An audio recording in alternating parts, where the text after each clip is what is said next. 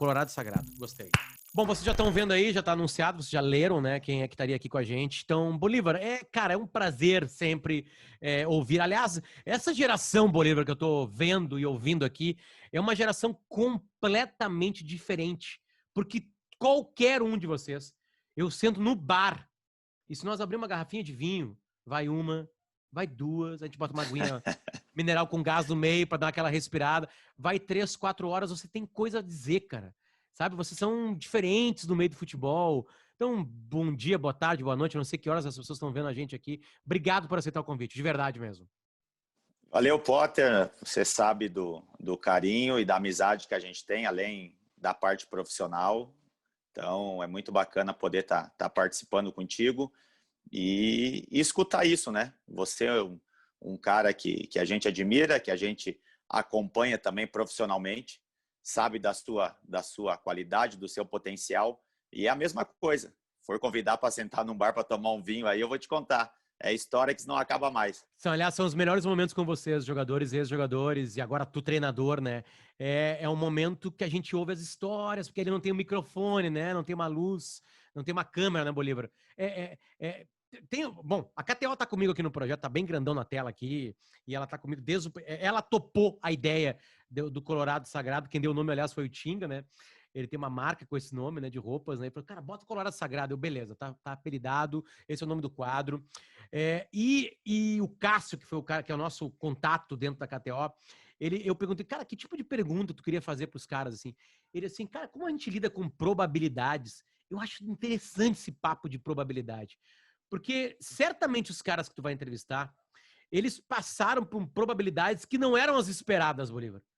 É uma peneira muito grande tu ser o capitão de uma Libertadores da América vencedora. Sabe? E mais do que isso, Bolívar, ser entregue pelo Pelé. Nos teus maiores sonhos, isso não tava na tua probabilidade, Bolívar. Desculpa. Se tu falasse comigo com 20 anos de idade, assim, anota aí.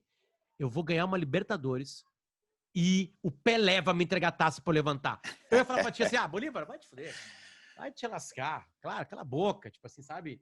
Que probabilidade era pra acontecer isso na tua vida, Bolívar? Era mínima, né?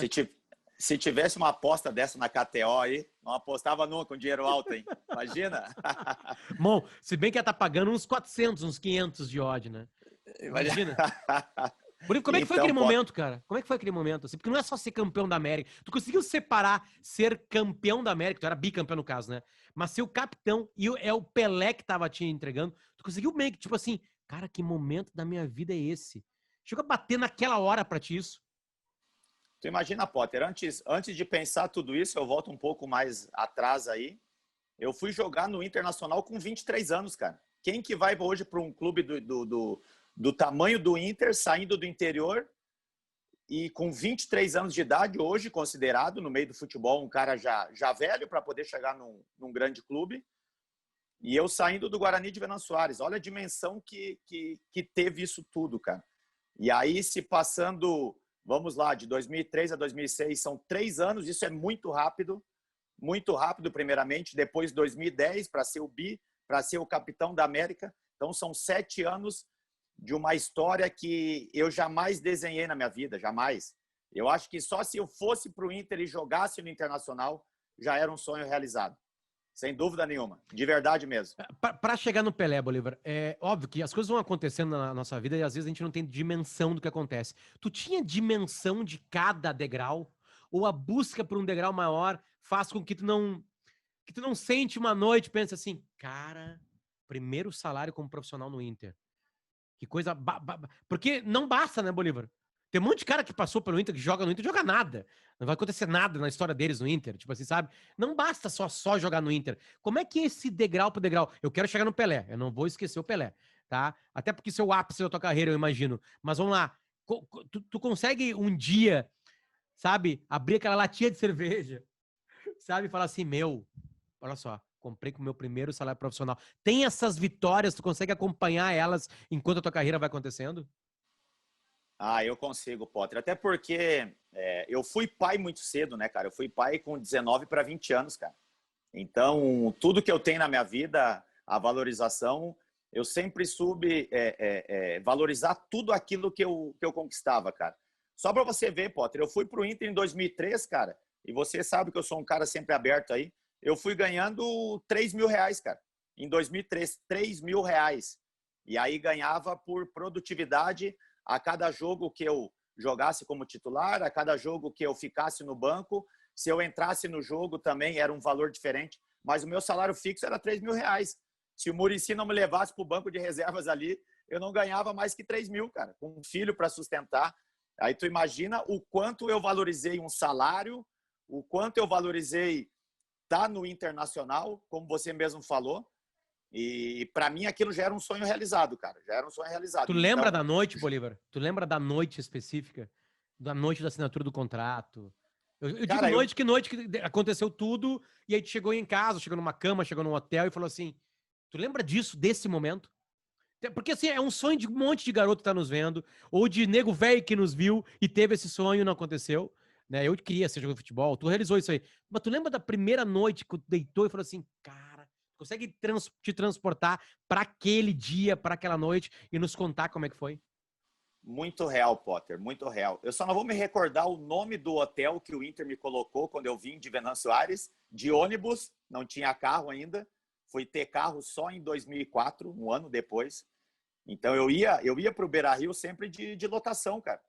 Ia de lotação para o Beira-Rio. E aí, primeira noite, aí eu chegando com pouco dinheiro, fui fazer o primeiro treinamento, assinei meu contrato, voltei para o hotel de lotação, e aí bateu aquela fome de noite, cara. E aí tu sabe que rango do hotel é caro, meu. Rango de hotel é caro. Eu falei, quer saber? Desci na Andradas ali e fui comer um cachorro-quente, cara.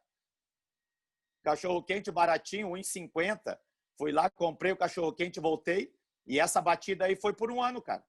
Um ano valorizando isso. Então, tu imagina quando teve o primeiro salário, tal, quando eu recebi, imagina a alegria de poder ir no mercado, foi a alegria. Poder ir no mercado e fazer uma compra, um rancho, como a gente fala no interior. Ah, vou lá fazer um rancho, dá para encher o carrinho. 3.000 salário. Tava grandão, né? Isso era 2003.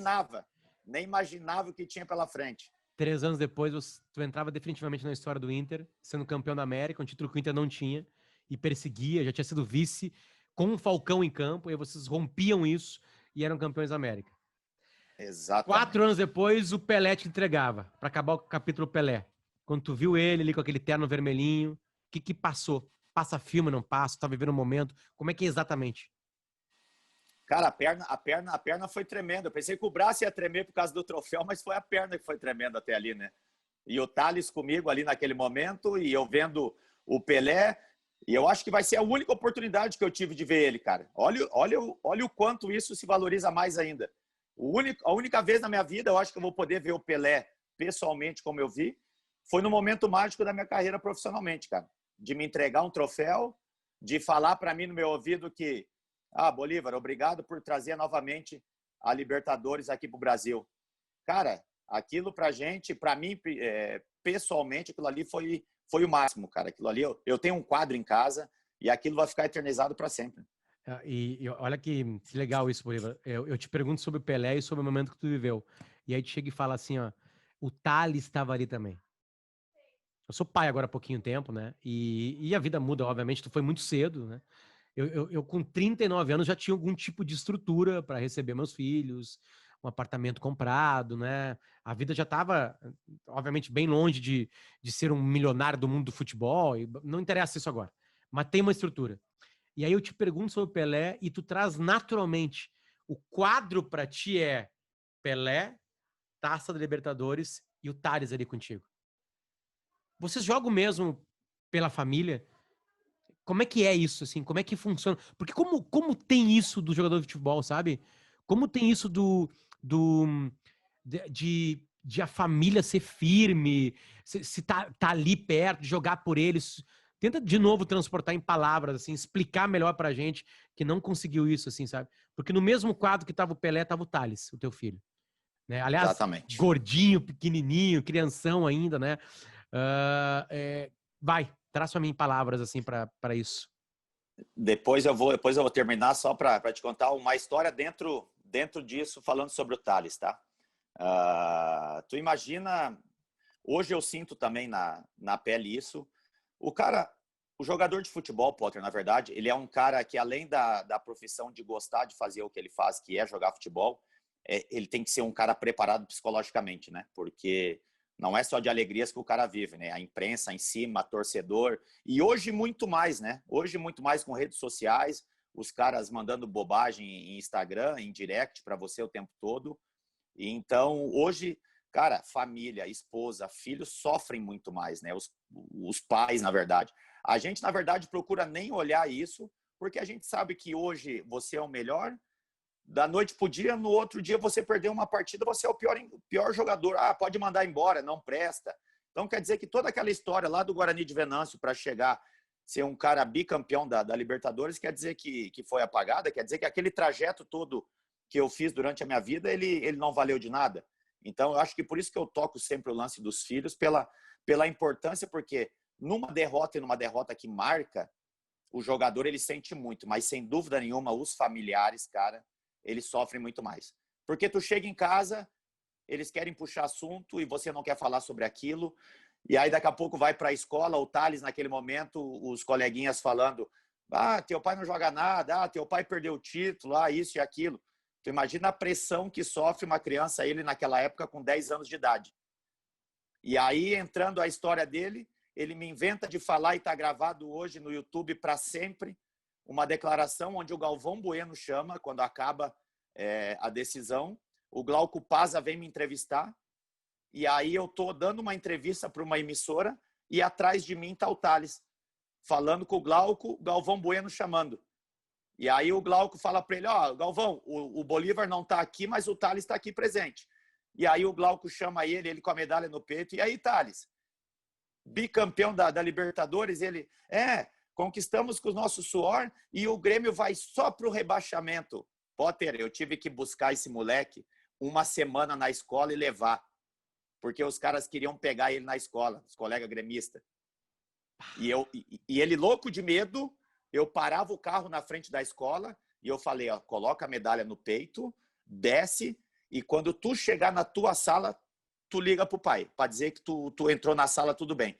E aí eu abri o vidro, quando ele entrava na escola, os caras tudo com a camisa do Grêmio na frente, eu gritando, falava para ele, ó, pode ir tranquilo que o pai tá aqui, tá? Vai bem tranquilo. Rapaz do céu, uma semana, tadinho, com 10 anos de idade, cara. Bom, aquele momento era um momento de glória para ele, né? Aquele ali era um momento de glória, né? De aprender. E eles aprendem, Bolívar, os filhos aprendem, né? A esposa do momento, né? Tipo assim, eles aprendem a lidar com a crítica também, ou não?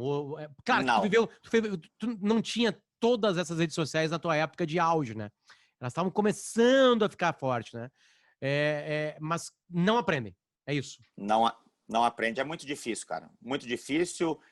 Acabam ficando só agora, por exemplo, a minha filha de 13 anos, a Victoria, ela acaba não querendo ir nos meus jogos se eu perco, porque nas redes sociais as pessoas falam, às vezes quando perde, tem que ir embora, esse treinador não presta. Aí ela me pergunta por que falam isso, entendeu? É difícil eles ter esse poder de absorção que a gente tem, sabe? De suportar isso, de saber que essa mesma pessoa que está falando isso é a pessoa que amanhã vai te aplaudir, vai te abraçar. E a gente está acostumado, a gente está calejado com isso. Mas eles é muito difícil acostumar com isso. Tá, Bolívar, deixa eu tu falou de uma figura, Muricy Ramalho. Né? Imagino que ele seja muito importante na tua carreira, né? Ou não? É o Muricy o cara? É ele que confia? Como é que é exatamente o tamanho dele pra ti? Para mim é tudo, porque ele que foi o cara que me levou pro Inter, né? Literalmente ele, porque teve um jogo, a minha ida pro Inter, teve um jogo Guarani de Venâncio Aires e 15 de Campo Bom em Campo Bom, e o Muricy, contato auxiliar dele, foram assistir o jogo, para levar um zagueiro que jogava comigo no Guarani, e eu era lateral direito. E nesse jogo o cara não foi bem. Isso não é história de futebol, cara. Isso aí a gente escuta, mas realmente foi verdade, cara. Termina o jogo, eu sou o melhor em campo. Aí o Tata, auxiliar dele, vai lá no vestiário do Guarani e pede a súmula do time do Guarani de Venâncio. E aí olha o número 2, eu falei assim, quem que é o número 2? Aí alguém do clube falou, é o Bolívar. E o Tata, na época, tinha jogado com meu pai na Portuguesa, o auxiliar do Muricy, o Tata. E aí ele falou, Bolívar? Mas é filho do Bolívar? E aí ele falou, filho do Bolívar. Ah, é do Cachorrão, porque o apelido do pai era Cachorrão quando jogava, né? E aí pronto, cara. Muricy, os caras gostaram. Além de ter gostado, os caras já conheciam o meu pai. O Muricy também tinha jogado contra o pai. Acabaram no outro dia já o Chumbinho, o Newton Drummond, ligando pro Guarani no outro dia. E uma semana depois eu acabei me apresentando, cara. Logo quando acabou o gauchão. Então o Muricy, para mim, cara, foi o cara que foi me ver com os olhos dele e acabou me levando pro Internacional. O Muricy tava de noite com... Era noite? Noite. Noite. Olhando um 15 de Campo Bom e Guarani de Venâncio Aires. Guarani de Venâncio Aires. Bom, o tamanho disso é o tamanho do Muricy. O Muricy venceu... bom, no Inter ele foi roubado, né? Roubaram o campeonato, né, dele. Aí ele vence no São Paulo, ele vence no Fluminense, ele vence no Santos, ele no Fluminense não aceita a seleção brasileira porque ele tinha palavreado com o presidente que ele não sairia. Então entra o caráter ali e aí uma doença tira ele do futebol. Esse é o Muricy. É uma perda muito grande. O Muricy é um dos maiores treinadores da geração, cara. E ele teve que interromper. Muricy... E aí esse cara divertido hoje na televisão, o cara que fala a verdade, né? Um cara leve. E ele era assim, o Potter, o dia a dia dele do Muricy era assim. Ele era um cara muito durão na hora de fazer uma cobrança, que realmente os técnicos têm que ter esse meio termo, tem que ser o cara que tem que ser o pai na hora que tem que ser, passar a mão, mas na hora da dura o cara não pode passar a mão na cabeça. E ele sempre foi um cara assim. Sempre foi um cara muito duro, um cara que cobrava, exigia muito, até porque ele sempre falou pra gente, né? Ele teve um mestre, na verdade, que foi o Tele Santana, né? Um cara que exigia demais também, e a escola dele foi Tele Santana. Então, ele não fugiu muito disso, por isso que se tornou o técnico que foi. Bolívar, deixa eu falar uma coisa que eu acabei conversando naturalmente com o Tinga e com o Alex, até porque o momento do Inter é um momento completamente diferente daquele que vocês viveram, né? Tu chegou na reconstrução do Inter, tu foi o cara que tava quando tem aquela virada no Olímpico, o Tinga nem tava no Inter, né? Lembra? O Tinga tava no Grêmio na época. Não, tava no Grêmio, isso aí. Faz um gol, aliás, naquele Granal, né? O gol dele. Eu acho que o gol dele, né? Ou do Zinho ou dele. Aí o Inter vira com o Daniel Carvalho e com o Vinícius. Aí começa o processo de montagem de um time. Só que aí tu chega em 2006, Bolívar, e no grupo do Inter tem... Eu vou pegar tipo assim, os que eu lembro e que tem a cabeça diferente. Klemer, Bolívar, Heller, Jorge Wagner, Tinga, Fernandão, Alex, o Sob surgindo com uma cabeça diferente também. Me ajuda aí. E Arley. O Edinho. Fabinho. Né? O Fabinho. O Edinho, uma história de vida inacreditável que tinha a ver com o Fernandão, né? O Edinho tava desempregado, sem o que comer lá na França, anos antes, e o Fernandão ajuda ele a comer. Isso aí. E mandar ele pro Brasil de volta. Sem conhecer o cara. Olha que loucura o reencontro deles no vestiário. Tu assistiu isso, aliás? Quando é que tu ficou sabendo dessa história do Edinho e do Fernandão? Deixa eu abrir um parênteses aqui antes de chegar. Ele contou lá. Ele contou pra gente no vestiário. Aí tu imagina a coincidência, né? O cara fora do país e o Fernandão jogando lá no Olympique, tu imagina? Pra ele. E depois os caras se reencontrarem alguns anos depois, jogando na mesma equipe, sendo campeão juntos. Pra tu ver a loucura que é só o futebol pra acontecer isso aí mesmo. Como é que se monta um time com jogadores inteligentes, Bolívar? Parece óbvia a resposta. Com um pouquinho de dinheiro, com um pouquinho de criatividade, com sorte.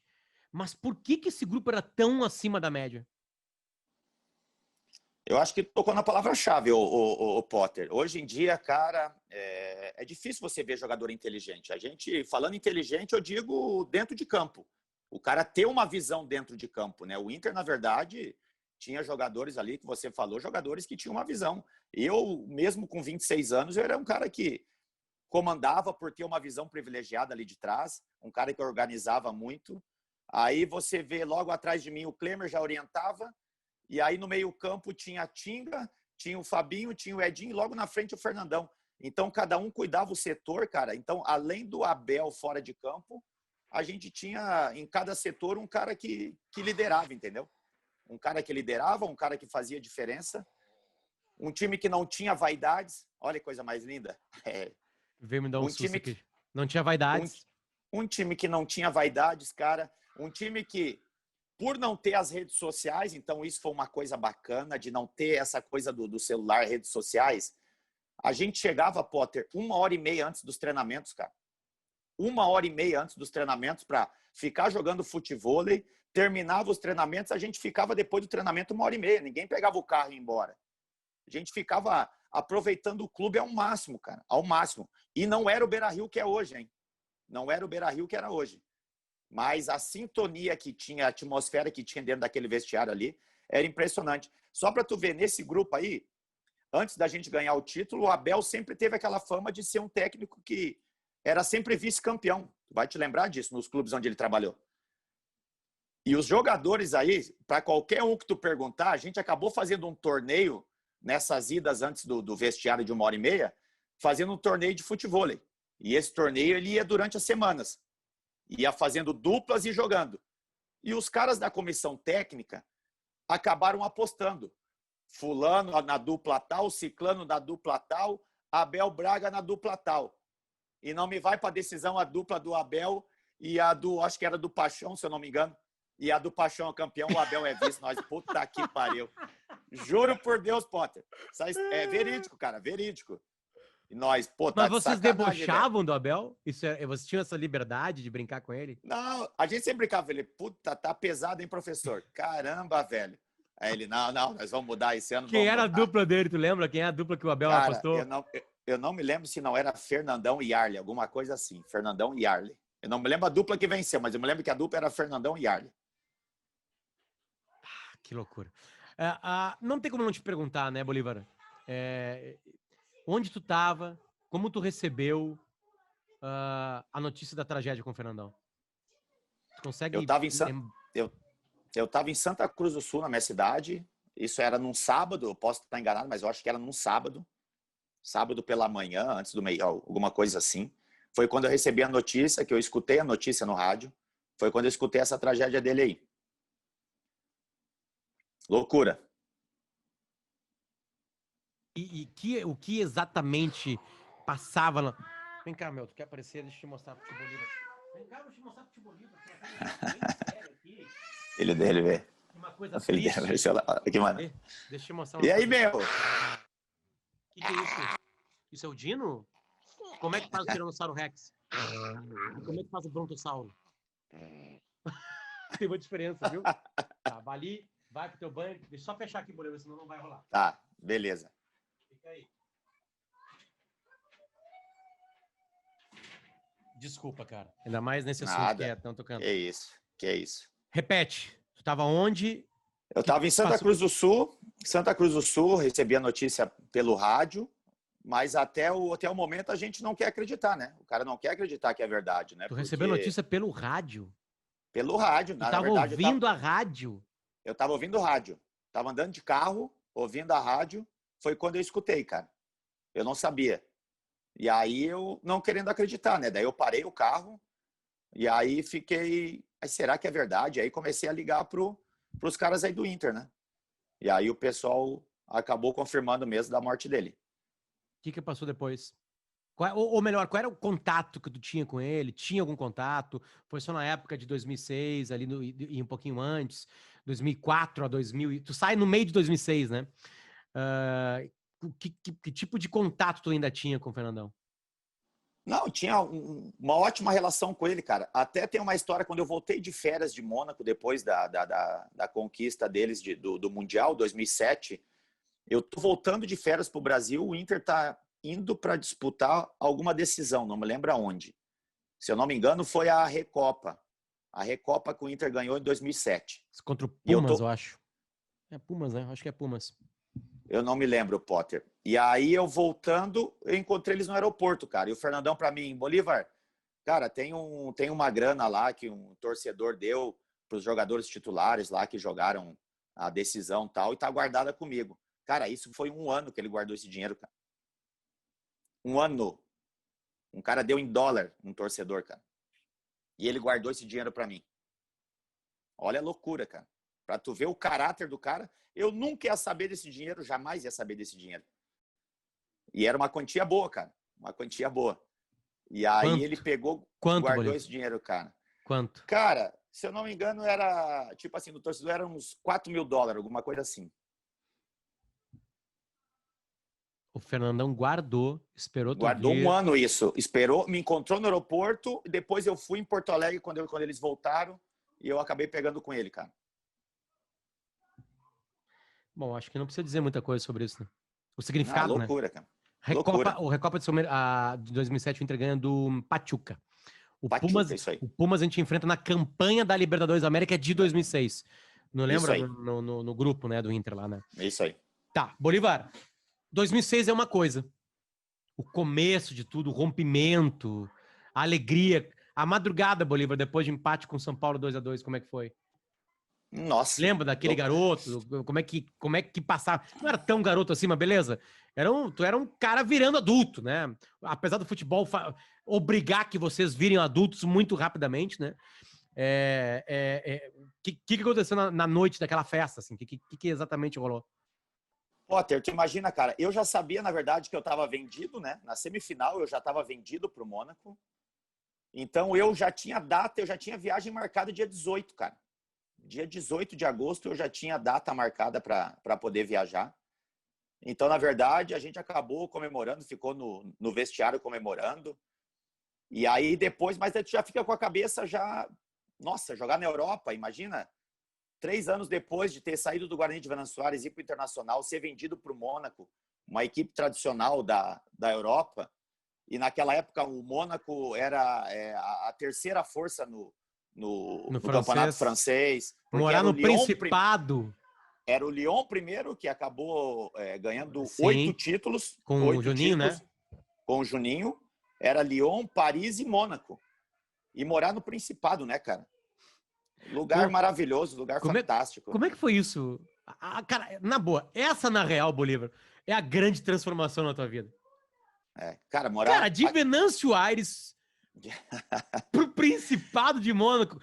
Pegou alguma corrida lá? Pegou, né? Claro, eu peguei E tá, e como corrida, é que tu assistia? assistia da sacada de casa, meu. Cara, todo respeito a Venâncio Aires. Mas Venâncio Aires é uma coisa, Alegrete, onde eu me criei, é outra. Sim, Rivera, Livramento, onde eu saí pro mundo, é outra. Agora, assim, o Principado de Mônaco é o Principado de Mônaco, né, cara? Tu é olhava uma da loucura, cara. sacada do teu prédio, cara. Cara, aquilo é tão surreal que os treinamentos da Fórmula 1 de sexta e sábado, antes de ter o Grande Prêmio no domingo, ele só é uma velocidade que os caras fecham assim as ruas, porque é nas ruas, né? Os caras fecham algumas avenidas onde vai se encaixar só o trajeto. Cara, termina o treinamento, abre-se normal e todo mundo andando de carro, cara. E aí tu imagina, abobado, né? Ah, não, eu vou fazer aqui depois dos caras aqui, vou acelerar aqui também. E fazia o trajeto também com os caras, entendeu? Fazia o trajeto, ficava de perto olhando. Mas tu sabe, os monegasques, que são os moradores, os caras já nem ficam mais lá, Potter. Os caras acabam alugando os lugares para outras pessoas assistirem, cara. Entende? Claro, se acostumaram, encheram o saco, barulho. Como é que é o barulho? Exatamente. É demais, é horrível, cara. Se não colocar o tapa-ouvido lá, cara, é insuportável. Sim, porque é o dia inteiro, a gente não dá bola pra isso, né? Mas é um dia inteiro com o motor funcionando. O dia inteiro com o motor, cara. E dentro da cidade, né, meu? Aumenta mais ainda o barulho. Que loucura, cara. Isso também deve ser aqueles momentos. Cara, tua vida tem umas coisas, Bolívar, que não tem explicação, né, cara? A gente tá falando. Porque tem assim. São umas. Não tem sorte, tá? Mas são umas coincidências maravilhosas, né? Tipo assim, então lá, 2006, um grupo cheio de líder. Tu tá ali no teu cantinho, trabalhando sério, campeão da América, blá blá blá. Aí tu tem o Principado. Aí na tua sacada tu assiste a Fórmula 1. Né? Aquela coisa. Aí beleza, aí passa um tempo, tu vem em 2010, que a gente já vai entrar. Aí tu é o capitão. Aí o Pelé te entrega. Loucura. Tipo assim, olha o salto. Olha o salto, a proporção Venâncio e o Principado. Fala um pouquinho mais da vida lá em Mônaco, lá, porque é só bilionário mesmo, tu tem alguma normalidade, tu consegue ser feliz, as pessoas são metidas, não são. Como é que é a vida no Principado? Cara, é o glamour do glamour, né? Logo a primeira semana, primeiro tempo que eu tava lá, Cara, Ferrari e Lamborghini como se fossem os carros populares nossos aqui, cara, no Brasil. Não tem, cara, não tem carro simples. Mas as pessoas são muito simples, cara. As pessoas sentam em barzinhos, assim, na calçada, onde que tem ali, onde o grande prêmio, a largada. Sentam nos barzinhos ali para comer sanduíche com a mão. O cara entra numa Ferrari e sai. O outro deixa a Lamborghini aberta com carteira, com bolsa dentro. É uma loucura. Isso, a minha filha nasceu lá, tá? A minha filha não ganhou a cidadania porque até os jogadores franceses, a França em geral, o cara se paga 40% de imposto no teu contrato que você faz. Em Mônaco é paraíso fiscal. Mônaco não se paga imposto. Então, se você recebe 100, você recebe o 100 inteiro. E lá tudo que é gasto, Potter, com medicamento, com escola, com consultas médicas, tudo tu é reembolsado no final do mês 40%, cara, do que tu gasta. Entendi. Tu faz uma carta, se chama carta de séjour, que é uma carta de identidade quando você chega com seu endereço, e todas as notas que você gasta com medicamento e escola, você coloca numa cartinha e coloca aquelas antigas caixas de correio que tem espalhadas pela cidade. Sim. E ali passam, recolhe. E eu falei, não, mas os caras não vão depositar isso aí no final do mês, né? Cara, chegou no final do mês, entrou um dinheiro lá que eu nem sabia. Aí eu fui começar a perceber e ver que era o dinheiro, os 40% de tudo aquilo que eu gastava lá. Então, de onde eles tiram o dinheiro? Medicamento. Onde que eles ganham? Nos impostos que tu paga quando tu compra um apartamento, quando tu compra um produto, é isso? Exatamente. Porque, na verdade, pessoas que não são de lá, que querem morar em Mônaco, tem que ter uma empresa, tem que abrir uma empresa no Principado. E aí tu imagina quanto que é para abrir uma empresa no Principado, né? O metro quadrado mais caro do mundo. Então, eu vi lá, juro por Deus, eu não conheci meus vizinhos em 2 anos, Potter. Porque eram carros tapados, sempre Ferraris, Lamborghini, vamos lá, Bentley. E esses carros ficavam tapados e os caras tinham ali a residência só para ter a empresa em Mônaco para poder guardar dinheiro ali, cara. Os caras deixavam dinheiro ali e aí eu não vi os caras nunca. Olha lá de vez em quando que os caras iam lá para poder ver as empresas e depois já iam embora. Pá, que loucura, cara. Quanto tempo lá, cara? 2 anos. Bem vividos. Bem vividos. Thales aprendeu francês. Thales aprendeu francês, o cabeçudo aprendeu francês. Eu e a esposa, para se virar, assim, a gente vai. Precisar ir para viajar, alguma coisa, a gente se vira. E eu tenho uma monegasque, que é uma filha, mesmo não sendo uma monegasque, eu digo, com cidadania, mas tem a certidão aí de Mônaco. Tá, então, aí que tá. Ela não é cidadã, mas ela é de Mônaco. Ela é de Mônaco. Ela não tem a certidão, ela não tem certidão brasileira. Europeia. Não, Ah, entendi. Tá, saltei para 2010. Por que tu vira capitão? Primeiro era o Guinazu, se você se lembrar, 2010 era o Guinazu, com o Fossati, né? Sim. De repente, pelo fato também de ser um cara que... Tu volta quando, Bolívar? Deixa eu fazer a volta certinho. Tu vai lá, tem o Mônaco, né? Certo? Vamos fazer de novo. 2006 tu sai, tem Mônaco 2 anos. 2 anos ininterruptos, certo? Então tu tem isso 2007, aí. 2008, 2009...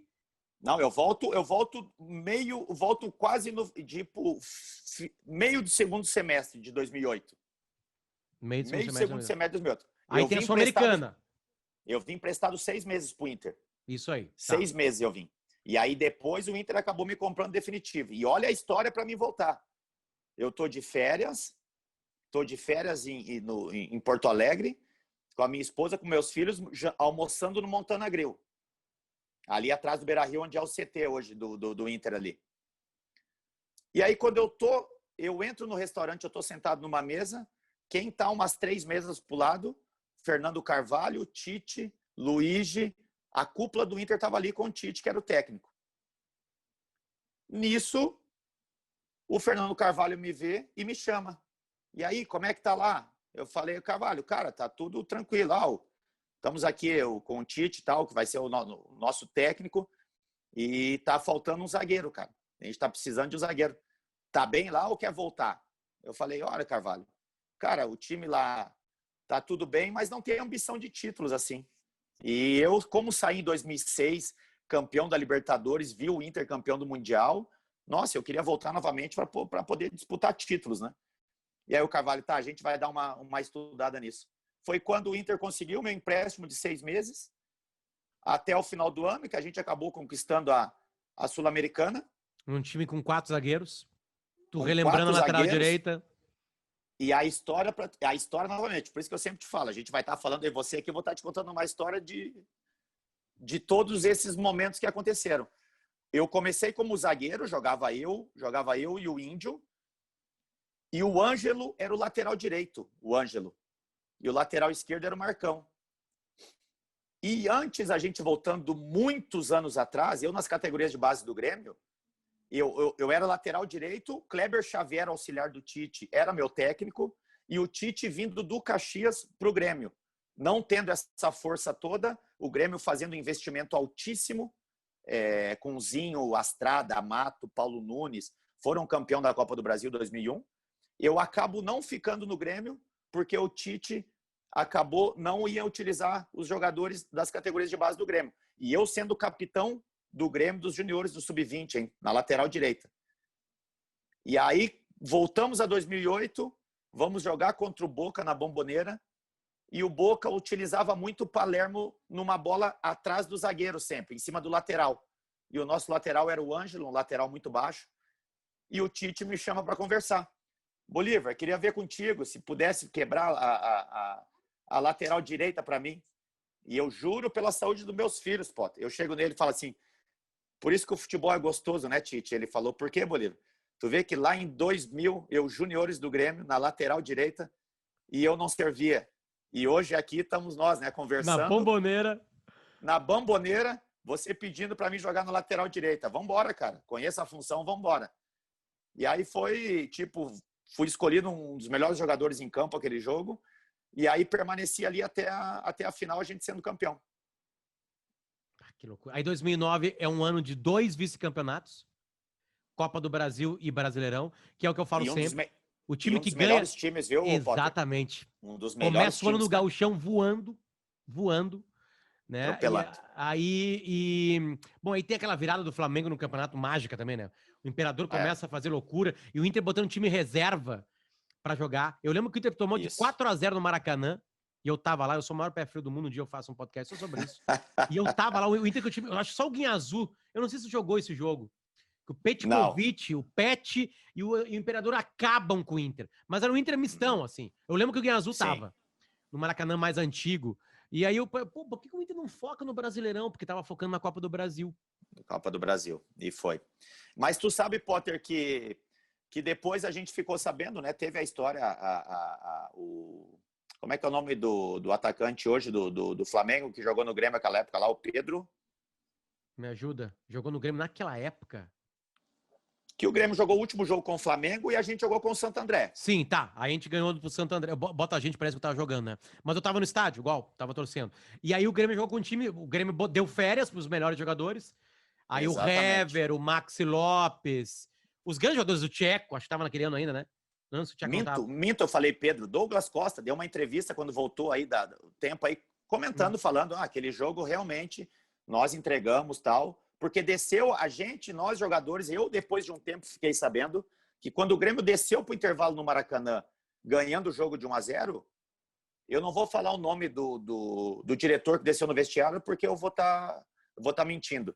Um dos diretores falou, se vocês ganharem esse jogo, vocês sabem que eles vão ficar campeão e eu vou rescindir o contrato de todo mundo. E eu me lembro que o Grêmio começava a tocar a bola e não chegava nunca. E o Flamengo foi indo. E foi quando a gente perdeu o título. Mas, um pouco antes, o jogo nós e Flamengo, que a gente jogou no Beira-Rio, que não tinha condições de jogar, A bola não andava, Potter, a bola não andava, e a gente empatou com o Flamengo 0-0. Uma vitória ali nos dava o título. O Grêmio deixou claro, institucionalmente, né? Porque se o Grêmio quisesse empatar ou ganhar, ele botaria o melhor.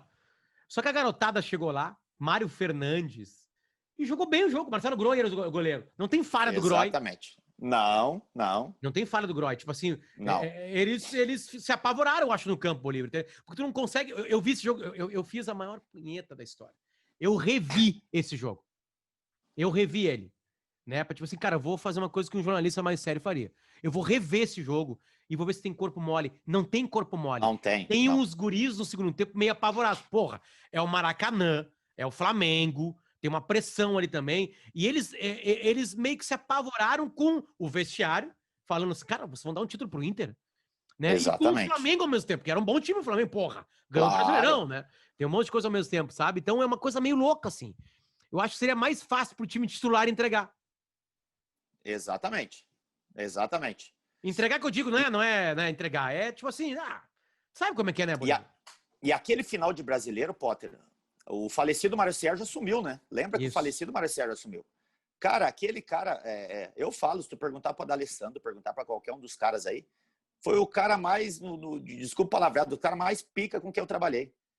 Esse cara no sentido de personalidade,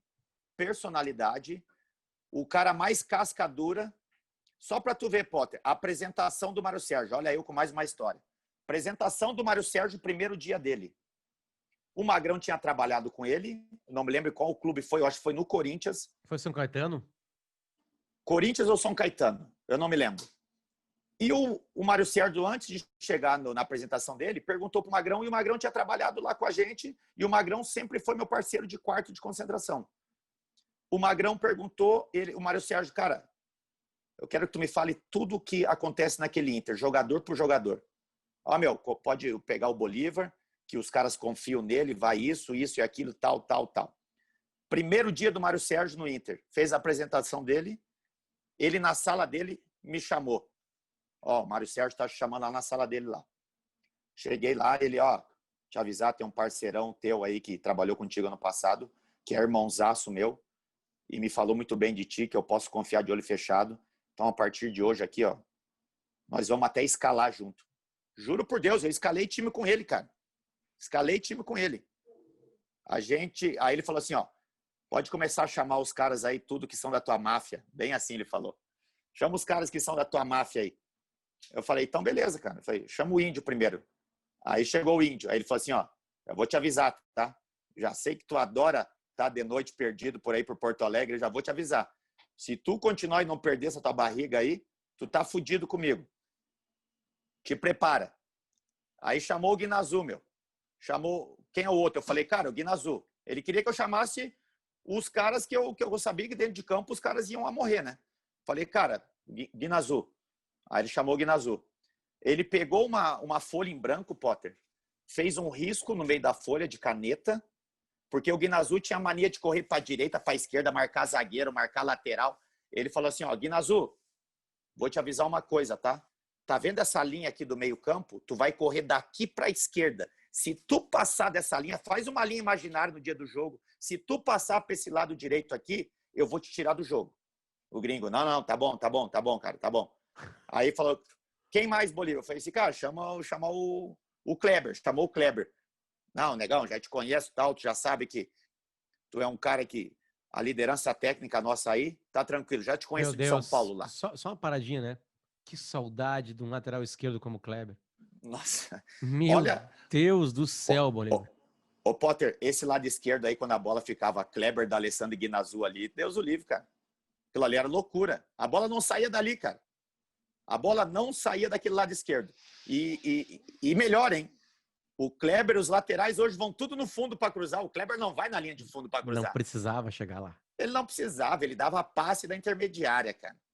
Dava passe da intermediária. Aí ele chamou, aí eu falei assim, tá, qual que é o outro? Eu falei, o D'Alessandro. Então tá, esse aí pode chamar ele. Chamou o D'Alessandro, aí falou assim, gringo, tu acha que tu joga?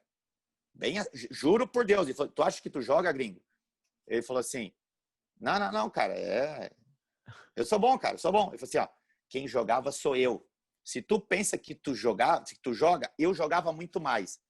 E outra, os próximos jogos que eu for te substituir, tu vai sair, apertar minha mão, porque eu já te vi balançando na cabeça quando os treinadores te trocavam, porque tu não gosta de ser substituído. Tamo avisado assim? O gringo, não, tamo avisado. Deu uns jogos lá, ele tirou, cara. O D'Alessandro apertava a mão dele, sentava no banco, torcia. Pergunta pro D'Alessandro isso aí, cara. Bolívar, e até porque teve uma treta dele, né, do D'Alessandro com o Tite, né? Em Curitiba, com uma substituição. O Tite não tinha sido o treinador de antes? Pra entrar o Mário Sérgio? Contra o Sport, lá contra o Sport. Sport, isso aí. Contra o Sport. Então o Mário Sérgio já chegou avisado. Já chegou avisado.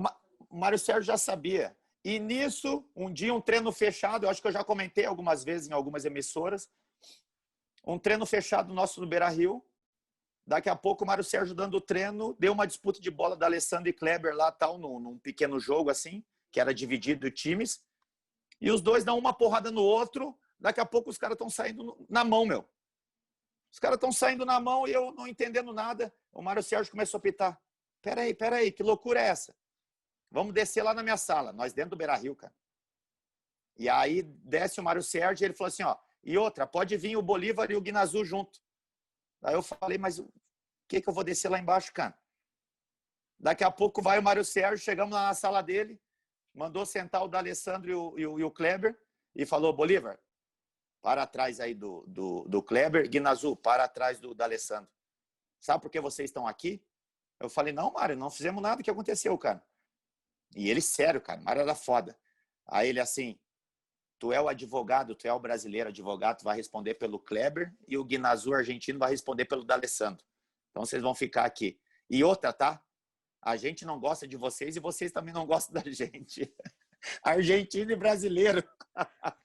Cara, que genialidade isso, cara. Cara, ele Tá, e o assim, que aconteceu com o Kleber e o D'Alessandro aí? O que eles fizeram aí? Não, aí ficaram ali, um olhava pro outro, né, me deu uma porrada, tal, não sei o que, tal. E o Mário Sérgio falou, vocês querem brigar mesmo? Os caras, não sei o que, eu não vou aceitar, se me deu, eu vou dar também. Aí o Mário Sérgio, então tá bom, vamos lá pra cima de novo. Vem Bolívar e Guinazu, vamos junto. Voltamos lá pra cima, o treino parado lá, ele mandou reunir os jogadores, ó, fazem o grande círculo ali do meio campo, fecha o grande círculo do meio campo ali, todos os jogadores. Aí os caras imaginaram que iam fazer um bobo ali para continuar o treino, fazer um bobinho, que geralmente os caras fazem antes do treinamento. Daqui a pouco ele pegou o Kleber e o D'Alessandro pela mão, levou no meio da roda, cara. Pegou o relógio dele, marcou no cronômetro e falou assim, ó, queriam brigar, né? Se mata os dois agora aí, mas só quando quiserem sair. Eu vou sair ali, vou marcar 5 minutos. Cara, ele saiu fora da roda, tá, o D'Alessandro e o Kleber olhavam para os lados, se olhavam para eles e não entendiam nada. Aí ele falava assim, ó, tá, já tá correndo o tempo, vocês não queriam brigar. Tá aí, ó, podem brigar agora aí. Aí os dois se olhavam, não falavam nada. Então aperta a mão e vamos treinar. Apertaram a mão e a gente voltou pro treinamento. Cara, fora do normal, Potter, fora do normal. Que loucura, Bolívar. Tu carrega mais em quem hoje, o teu lado treinador? Vamos lá. Muricy, Abel, Tite, Mário Sérgio, Falcão, quem mais? Oswaldo de Oliveira. Oswaldo de Oliveira, vai. Me ajuda. Quem mais? Lá na Europa, tu pegou algum pica lá? Não, nenhum. Eu peguei o Ricardo Gomes lá no Mônaco, né? Peguei o Ricardo Gomes lá no Mônaco. E também abandonou a carreira por causa de saúde, né? Igual o Muricy. Exatamente. Bom, então, e aí tu fala assim, aí o Muricy, quem é o Muricy? O Muricy é uma junção de vários, mas uma junção do Tele. Pra galera que não tem memória no futebol. Ah, não, acha a geração PlayStation que eu falo. Que acha que nada que lá atrás não interessava, né? Tá ali, o Muricy tem um cara que copia o Muricy, ou coisas do Muricy, e o Muricy copiava o Tele Santana. Então tu tem um pouquinho de Tele Santana também. E assim vai ficando DNA no futebol. Mas quem que tu define, assim, quem é tu? Ou pelo menos o que tu quer ser? O que tu imagina ser daqui a 5 anos? O que eu imagino, Potter? Eu faço um filtro, cara, de todos esses que a gente citou aí, de coisas que eu reparava que eu não gostava numa decisão do cara, daqui a pouco cobrar um jogador na frente de todo mundo. E eu reparava muito que tinham jogadores que precisavam dessa chegada mais firme, outros tu tinha que meio que chamar num canto, dar uma dura no cara e dar uma moral ao mesmo tempo. Então eu faço um filtro muito grande. Essa dura ou esse conceito que o cara aplicava aqui no grupo era uma coisa que não era bem aceita pelos atletas. E o futebol ele não muda. De 2006, eu digo, vestiário, a relação que os jogadores têm. Então, tudo aquilo que não agradava os caras, eu ia armazenando. E hoje eu começo a recapitular tudo e começo a me lembrar. E tudo aquilo que surtia efeito, cara, de uma cobrança, da maneira de chegar no vestiário na hora que estivesse perdendo uma partida, como que o cara agia, se era um cara que era mais explosivo, se era um cara que chegava mais calmo, a maneira que surtia efeito. Então, eu consigo trazer desses caras, por ter trabalhado com cada um com uma maneira diferente uma da outra, e eu consigo filtrar e tirar o de melhor, cara. Então, um pouquinho de cada, porque, na verdade, cada um desses caras me ensinou alguma coisa. Bolívar, tu já deve ter cometido algum erro como treinador. Esse seu erro, Sim. não tô falando tático, tá? Tipo assim, uma derrota que tu errou, uma escalação, sei lá. Agora, assim, essa coisa de lidar com o vestiário, porque tu era um líder de vestiário. Aí passou uns anos, tu tá num outro comando. Tu não pode mais jogar, tu não pode mais cabecear, tu não pode mais fazer gol, tu não pode mais parar o atacante. Então, esse tipo de liderança tu não consegue mais impor. Né? Tu tem que explicar, o cara tem que entender e vai lá dar certo. O que tu já errou? Conta uma historinha de um erro teu agora, de um erro moderno, digamos assim, que tu aprendeu com esse erro. Potter, cara, eu acho que de erro assim, mesmo essa liderança, eu sempre falo, né? Por mais que tu explique taticamente, tecnicamente dentro de campo, mas eu tô dia a dia dentro do vestiário dos caras. E o Patrício, meu auxiliar, é outro cara que quando eu não quero me envolver e fala assim, ó, Patrício, eu vou dar uma pancada no cara, eu vou dar-lhe uma pancada nele na frente de todo mundo, e tu vai lá depois encosta nele e tipo, cara, ó, o Bolívar fez isso, porque aí os outros jogadores vão ver que com todo mundo vai ser assim. Então fica tranquilo que ele fez isso, mas é um cara que gosta de ti. Lembra sempre disso, o treinador que cobra de ti o tempo todo é o cara que gosta de ti. A partir do momento que ele não estiver te cobrando, ele vai te largar de mão e daqui a pouco vai colocar um outro cara na função, entendeu? Mas erro assim, Potter, eu acho que por tanto eu filtrar a coisa, eu acho que eu não errei, principalmente com atletas. Eu falo assim, todos os clubes que eu trabalhei hoje como técnico, todos eles eu permaneci e terminei o meu contrato. Nenhum eu saí com rescisão de contrato ou pedi para ir embora. Então, todos os 6 clubes que eu trabalhei, eu fui até o final do meu contrato. Então, eu consegui manter um equilíbrio sempre durante a temporada, porque eu sempre falo, cara, tu pode explicar, eu posso ter o meu conceito, a minha maneira de pensar, mas se eu não tiver com os caras fechado, os caras vão olhar, cara, quer saber de uma coisa? É dessa maneira, mas eu vou fazer assim. E o jogador lá dentro, eu não posso tomar a decisão dele. A tomar de decisão lá dentro do campo é dele. Então, é ele que chega lá e executa, mesmo eu mostrando a maneira correta de fazer. Mas a execução dentro do campo é dele. Então, por isso que o cara tem que, além de tecnicamente, taticamente, estudar os teus trabalhos, mostrar o teu conceito de tática e de técnica, a execução dos atletas, cara. Eu sempre falo, o técnico é importante, mas sem ter os jogadores do lado, não adianta de nada. O que isso aqui ajuda ou atrapalha? Não são os meus filhos, tá, que apareceram na foto. Até a última procura aqui, como é que é o nome daquela curva, olha só, de Mônaco, aquela fechadona linda. Como é que é o nome dela? Tu lembra? Não me lembro, cara. Eu acho que tá aqui essa ela. curva é logo quando desce o cassino de Monte Carlo ali. E aí faz ela antes, ela é a última curva, penúltima curva antes de entrar no túnel. Grampo do Hotel Fairmont. É. Fairmont, aqui tá aqui. Além do cassino principal, essa curva é onde tem um cassino também. E aí logo se faz uma curva à direita, é isso aí. Se faz uma curva logo ali depois à direita e depois já entra o túnel. Que é esse aqui. Isso aí. Isso aí. Fechei esse parênteses. Tô falando de celular. O que isso ajuda ou atrapalha o futebol hoje? Cara, eu Jogadores já com peguei... ele. Obviamente que isso aqui quando eu falo celular, tem dentro dele, né? Redes sociais. Eu já peguei jogadores num clube onde eu trabalhei, que eu tô indo pro estádio, e aí daqui a pouco o Patrício para mim, dá uma olhada aqui, a gente chegou no estádio, o cara tá lá dentro fazendo um ao vivo, dentro do estádio filmando. Ó, tô me preparando pro jogo agora, tal, vou entrar aqui. O Patrício me mostrou. Aí eu chamo o cara no canto e falei, meu Deus, deixa eu te falar. O que tu tá pensando, cara? O que tu tá com o celular fazendo ao vivo lá dentro agora? Tu tem uma partida de futebol agora, cara. Larga essa porra de celular aí, meu. Cara, nunca mais. Nunca mais. E eu fiz na frente de todo mundo, cara.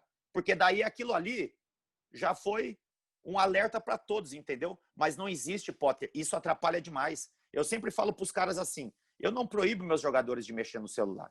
Mas eu falo assim, cara, entrou no vestiário, esquece o mundo por 90 minutos, cara. Esquece o mundo. Cara, são 90 minutos que tu tem que esquecer do mundo e fazer o que tu tem que fazer, que foi trabalhado durante a semana. Esquece o mundo lá fora, cara, em 90 minutos. É que nem a gente fala, né? Quando jogava, eu falo, estádio lotado, torcida, o cara sente e tal. Cara, tem hora que tu não escuta nada, meu. O cara que é concentrado e focado, tu fica 90 minutos ali, pode ter o barulho que for, contra ou a favor, cara. Tu fica concentrado numa tal maneira. Não escutou ninguém lá em Guadalajara quando tu fez gol? Tu não escutou ninguém na Bomboneira? Cara, só quando vai comemorar, que daí tem o gol. Porque daí parece que o ouvido abre daí pro cara escutar, né? Mas, cara, durante o jogo ali, ô Potter, tu imagina? Cara, tu não consegue se comunicar. Então, por isso que tu tem que te concentrar 90 minutos que tu tem que fazer, cara. E eu falo pra eles, cara, não pode piscar hoje. Não pisca. Futebol não dá tempo pra piscar, meu. Que loucura. Vou falar de uma chaga na nossa história e, por incrível que possa parecer, tu estava em campo. A pergunta é bem simples. Por que o Inter perdeu pro Mazembe? Nossa, essa pergunta todo mundo... Tu sabe que eu falo sempre sobre isso aí com muita naturalidade, ô Potter. Cara, a gente assistiu... Quando a gente chegou logo em Abu Dhabi, Monterrey e Mazembe. A gente assistiu Monterrey e Mazembe na arquibancada. Era Monterrey ou Pachuca? Puta, eu acho que era Monterrey. Não sei, posso estar enganado. Tá, vai falando que eu procuro. Assistir na arquibancada, a gente assistiu. E a gente viu um jogo muito equilibrado, cara. Muito equilibrado. E o Monterrey tecnicamente melhor. E o Mazembe venceu o jogo, cara. E a maioria das pessoas falam que, cara, como que vocês perderam tal aquele jogo? Eu já assisti aquele jogo de novo, Potter. Pachuca. Isso aí, Potter. Eu já assisti aquele jogo de novo. Aquele jogo com 5 minutos de jogo já era para estar uns 2-0 pra gente. Teve um lance que teve do Sobis, que era uma bola que o goleiro defendeu. Ali tu faz, muda. Se eu não me engano, teve uma situação com o Alexandro, que a gente teve para fazer um gol, e os caras deram 2 chutes, cara. Espírita no ângulo que é impossível do Renan pegar. Impossível. E aí vai passando o tempo, e aí tu vai... Não que vai ficando nervoso, mas eu digo assim, ó, a bola parece que não entrava, tem aquele dia que nada dá certo, e a gente foi indo, cara. Foi tentando, e é difícil. As pessoas falam, subestimaram o Mazembe. Eu falei, cara, em nenhum momento. Aquele time não era assim, cara. Os jogadores que estavam ali não eram dessa maneira, não era dessa conduta de subestimar ninguém. A gente, imagina, aquela geração, ela queria um Mundial também. Os que não participaram. Eram poucos que estavam ali. Poucos, na verdade, não. Acho que não tinha nenhum. Que estava em 2006. Tu imagina, aquela geração ia ser coroada com o Mundial também. Então não tinha como a gente subestimar um adversário como aquele. E, infelizmente, a gente acabou perdendo o jogo, cara. Aonde a gente poderia ter iniciado o jogo muito bem. E acabamos não sendo efetivos nas oportunidades que a gente teve. Como é que foi a noite? Volta esse jogo? Não, terrível. Terrível porque teve que ficar 3 dias lá, Potter. 3 dias para jogar 3º e 4º lugar. E aí o 3º e 4º lugar, quem assistiu o jogo, o time coreano era bom time, era muito bom o time coreano. E a gente fez 4-1 assim ao natural, cara. 4-1 natural, mas esses 3 dias ficar dentro do hotel, eu não queria sair, eu não saí do quarto. Piores 3 dias da minha vida. Horrível, horrível. Futebol consegue também tomar uma... Bom, pelo tamanho da derrota, é a maior derrota futebolística da tua vida. Sim, com certeza. Com certeza. Tem aquele papo de aprender com derrota, Bolívar. É verdade isso?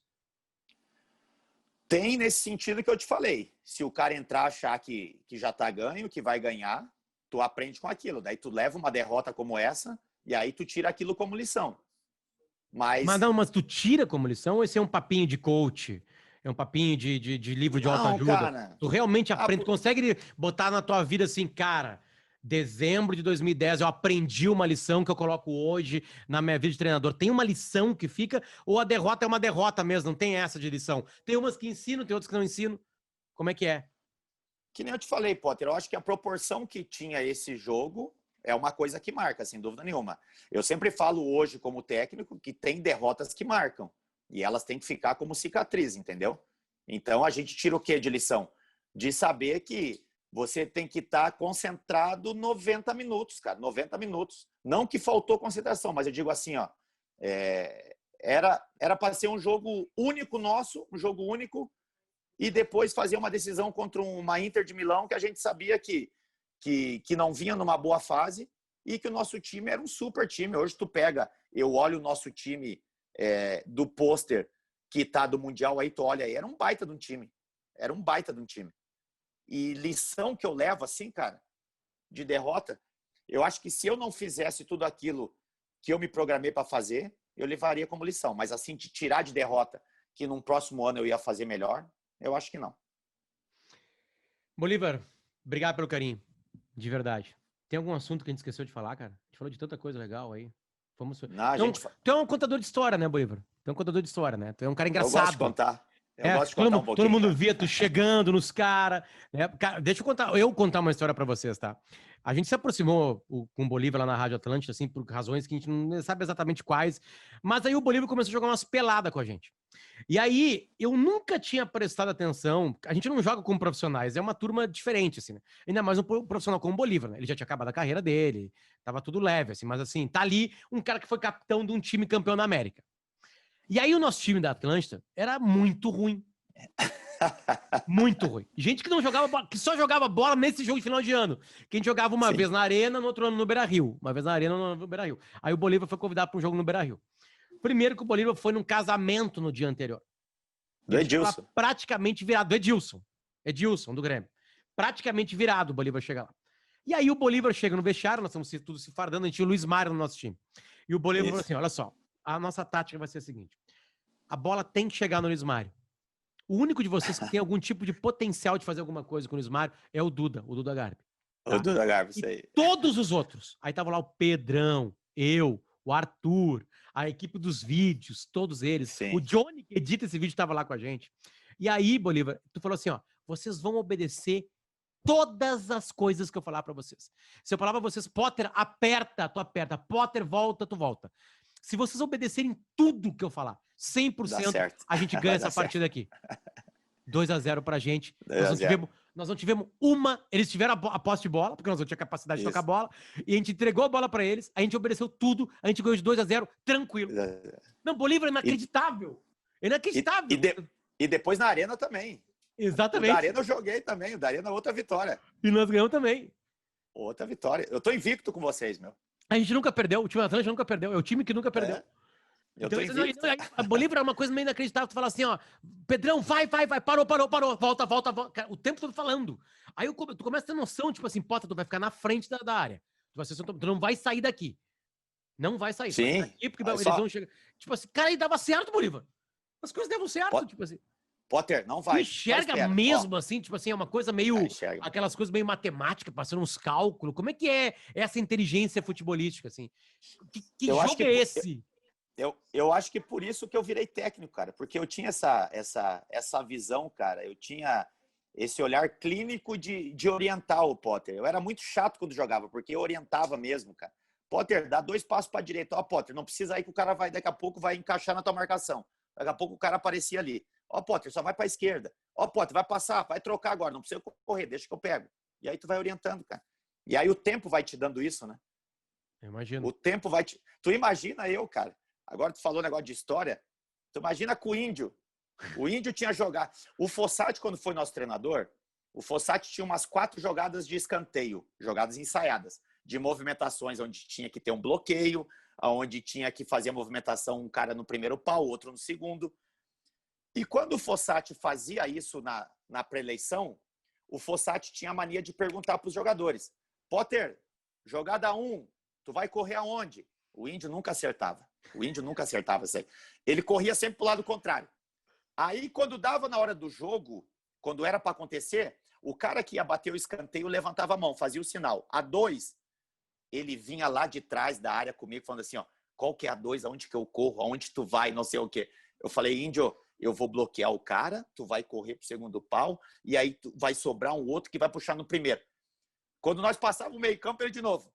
Qual que é? É a 2 ou a 3? Qual que é? Eu falei, Índio, é a 2, cara. Tu vai puxar no primeiro, nós vamos bloquear e tal. E aí, cara, até chegar a área eu explicava 3 vezes pra ele, cara.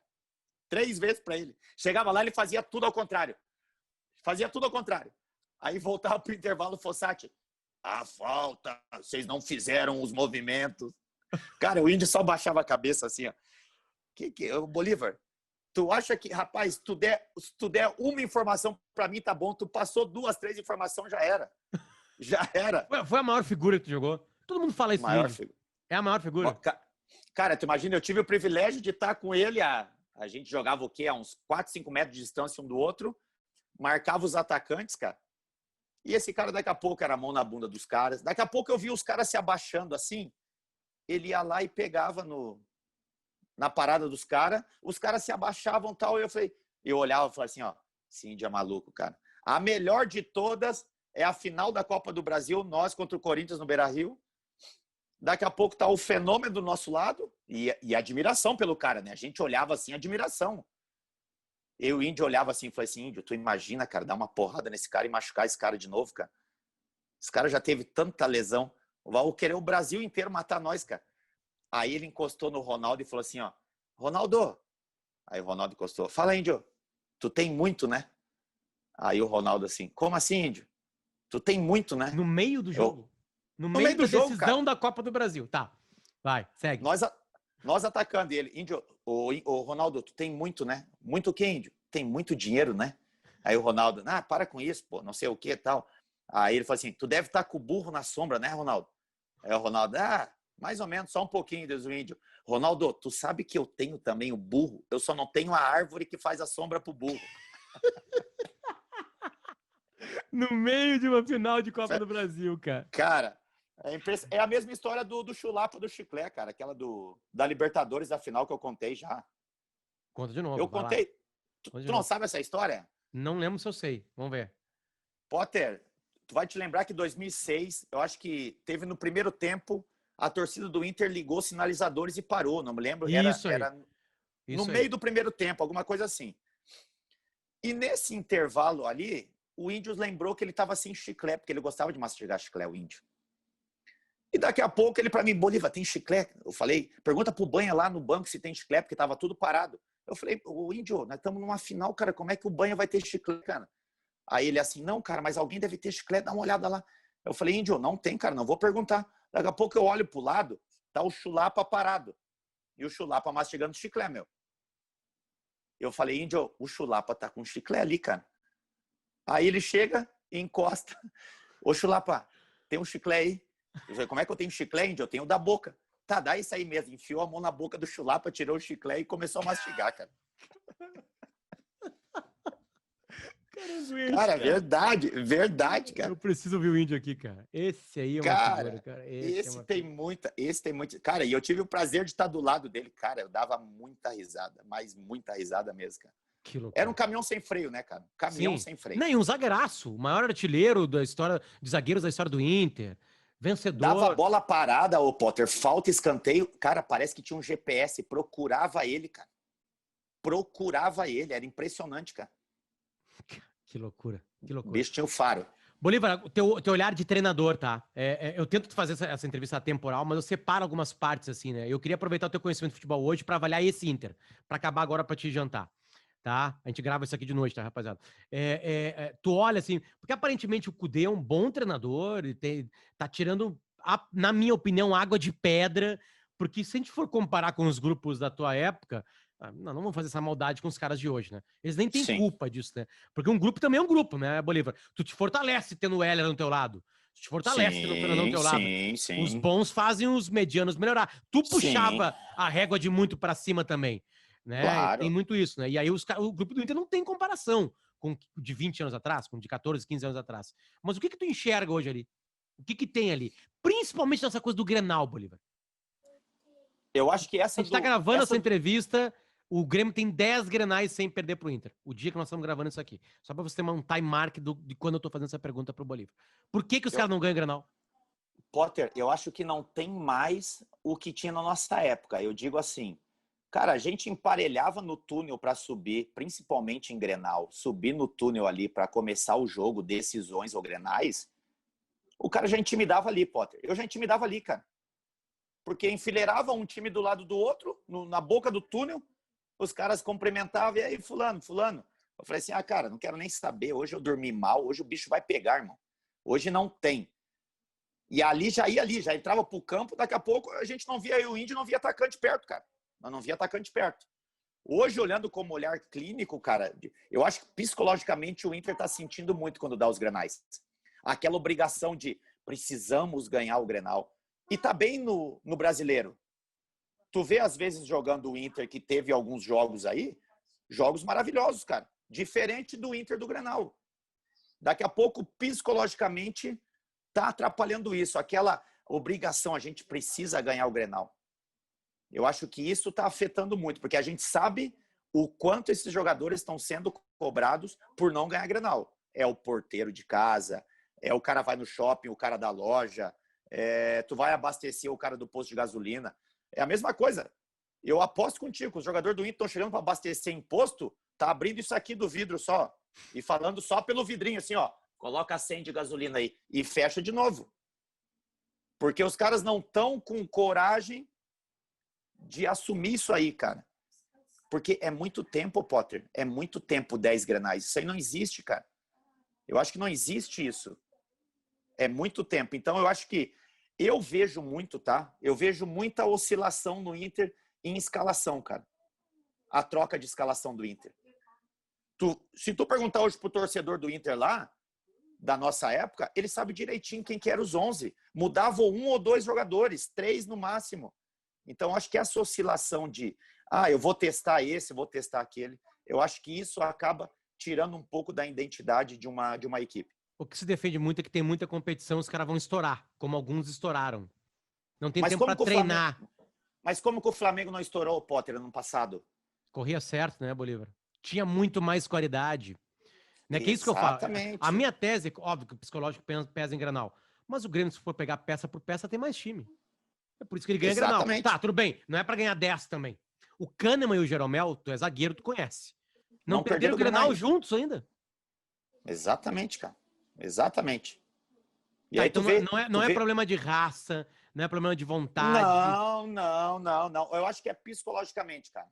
Eu acho que a pressão que esses caras estão sofrendo para ganhar um Grenal acaba afetando, eu acho que aquela coisa, não, a gente vai ganhar e vai com muito sede ao pote e acaba não tendo força para ganhar. Tá, e o que se faz, Bolívar? Faz de conta que tu tá nesse vestiário. E aí? Cara, para começar, eu acho que o melhor momento do Grêmio, do Inter ter ganho do Grêmio era esse Grenal. Pelo momento que o Grêmio vinha. Que o Inter vinha de uma vitória e o Grêmio vinha de uma pancada na Libertadores. E tinha empatado um jogo pelo Brasileiro em casa. E a gente sabe que o Renato estava numa condição ali que, perdendo o Grenal, era uma possibilidade muito grande dele não estar mais no Grêmio. Porque o torcedor já estava desconfiando. O próprio Renato falou que a partir do momento que ele estivesse atrapalhando, ele sairia. E aquele era o momento de usar. De usar durante a semana, que o momento dos caras não é bom. Que esse é o nosso momento de pegar e aproveitar essa má fase que o Grêmio vinha. E era a hora de ganhar. E jogando dentro do Beira-Rio, cara. Ali não pode, Potter, não pode. Mas, Bolívar, aconteceu. Pensa daqui pra dentro. Tem Grenal de sábado agora. Nós estamos gravando isso na semana de um pré-Grenal. Tem decisão da Libertadores América e tem Grenal. O que tu faria? Já que tu diagnostica que, cara, é psicológico. A cabeça Bolívar que viveu esses momentos, o que tem que fazer? Qual é uma tentativa de saída disso? De preparar os caras para isso? O que tu bota na cabeça do jogador num momento como esse? Potter, já vai ter o jogo. Tem um jogo antes, no meio de semana, né? Vai ter um jogo no meio de semana. Amanhã, da Libertadores. Ali já tem que ser um bom jogo, cara. Já tem que ser um bom jogo. Já tem que ser a equipe que ele vai definir pro Grenal. Porque, na verdade, já vai dar uma confiança para esses caras que vão jogar, para fazer um bom resultado, Porque o Inter sabe que com uma vitória amanhã, o Inter classifica. Já classifica para os mata-mata. E aí tu vai ter um Grenal no final de semana com a oportunidade de poder ter o Grêmio também jogando e não tendo bom resultado, ou se vai ter um bom resultado, de chegar e aproveitar. Cara, é o nosso momento. Não tem como. Potter, eu posso perguntar para você, se você falar, você é torcedor colorado. Tu vai perguntar, a gente quer ganhar quarta ou quer ganhar no sábado? Cara, eu vou te falar uma coisa. 70% vai falar, cara, o empate tá bom no meio de semana, mas eu quero ganhar o Grenal. E assim vai ser, cara. E é assim que tem que ser. Não tem para onde fugir, Potter. Não tem para onde fugir. Que difícil. Tu ganhou mais Grenal que perdeu, né? Obviamente. Muito mais, muito mais. Muito mais. O que dizem é que perder Grenal é pior que levar uma guampa, é verdade? Cara, é horrível, cara. É horrível, Potter. Cara, perder Grenal é horrível. Porque o torcedor, ele lembra do Grenal, ele não lembra dos jogos que passam anteriormente ou depois. Os caras vão ficar falando do Grenal para sempre, cara. Pode ter certeza. Que tamanho. Bolívar, depois de um tempo a gente entende a probabilidade de o porquê que deu certo. Aquela odd lá que era de 300 já caiu para 1,01. Apostar em ti que tu daria certo. Eu falei a mesma coisa para os outros, pro Ting e pro Alex, porque realmente vocês são diferentes. Né? Tipo assim, a probabilidade cai depois de conversar contigo. A gente entende por que tu venceu, por que tudo isso aconteceu, porque tem Principado de Mônaco, Pelé, essas histórias todas, porque os caras gostavam de jogar contigo. Então, obrigado, cara, por 1h20 quase da tua vida aqui. Acho que essa entrevista vai ser um belo de um documento pra galera ver ela, né, daqui a alguns anos e lembrar, olha, era isso que acontecia, é isso que, né, que os bastidores de um vestiário vencedor, de um vestiário perdedor. Né? Então, é legal isso, esse retrato. E tu fala de qualquer coisa, não tem galinhagem contigo. Acho que isso é ótimo. Obrigado mesmo, de verdade. Valeu, Potter. Eu que agradeço aí ser o teu convidado desse projeto aí bacana. E bacana, porque são coisas que vão ficar gravadas, como você mesmo falou, vai ficar para sempre. O Thales vai curtir, a Victória vai curtir. Os netos depois vão poder acompanhar também. Então, cara, obrigado pela oportunidade. E é sempre um prazer estar falando contigo, você sabe disso. Obrigado. Agradeço a KTO que abraçou essa causa junto com a gente. Certo? Aliás, quem nunca entrou na KTO, nunca fez um perfil, entra lá e escreve a palavra Potter. Tu já ganha ali umas free bets ali para começar já as tuas brincadeiras com probabilidade, certo? Valeu, Bolívar. Sem palavras. Um beijo para ti. Até mais, cara. Valeu, Potter. Com Deus. Valeu. Colorado Sagrado. Gostei.